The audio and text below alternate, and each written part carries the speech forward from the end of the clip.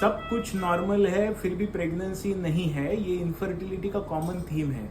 लोगों को लगता है सर मेरा केस में ना सब नॉर्मल है फिर भी प्रेगनेंसी नहीं है, मेरा नसीब ही खराब है। वेल वैसा कुछ होता नहीं है।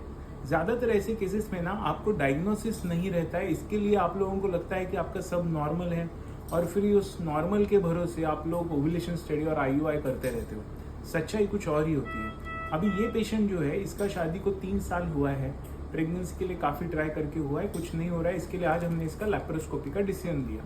अभी देखिए अगर स्क्रीन की तरफ आप देखोगे तो ये पेशेंट का जैसे हमने लैप्रोस्कोप दिखा है वो क्लोज बना ली।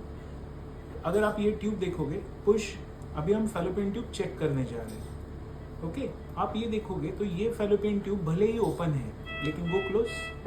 लेकिन अगर इस फैलोपियन ट्यूब की तरफ आप ठीक से देखोगे तो ये फैलोपियन ट्यूब बहुत सूजा हुआ है। ये देखिए ये जो फैलोपियन ट्यूब है ये ओपन है, लेकिन ये फैलोपियन ट्यूब अगर इस पार्ट पे आप देखोगे पुश, तो ये पार्ट जो है कंप्लीटली म्यूकोजल थिनिंग है। तो भले ही ट्यूब क्यों ना ओपन हो, फैलोपियन ट्यूब का वॉल ही इन्फेक्शन से बहुत सूजा हुआ है। वही सिचुएशन यहाँ पे भी है कि ये पूरा फैलोपियन ट्यूब सूजा हुआ है। Come back now. इसके साथ साथ इस पेशेंट में और एक प्रॉब्लम है और वो है एंडोमेट्रियोसिस। आप ये जो देख रहे हैं ना, ये ब्लैक स्पॉट्स, ये होता है एंडोमेट्रियोसिस। ये होता है एंडोमेट्रियोसिस। पेशेंट के इस तरफ ये जो आपको ब्लैक स्पॉट्स दिख रहे हैं ये भी होता है एंडोमेट्रियोसिस। तो इसका मतलब इस पेशेंट का 2 प्रॉब्लम है, एक है इन्फेक्शन जिसके वजह से ट्यूब खराब है, ओपन है फिर भी खराब है, और दूसरा एंडोमेट्रियोसिस। लेकिन अनफॉर्चुनेटली ये दोनों भी चीज़ें ना किसी सोनोग्राफी पे ना किसी HHG पे डायग्नोज हो पाई है। तो पेशेंट क्या सोच रहा है सब नॉर्मल है, वास्तविकता क्या है सब नॉर्मल नहीं है।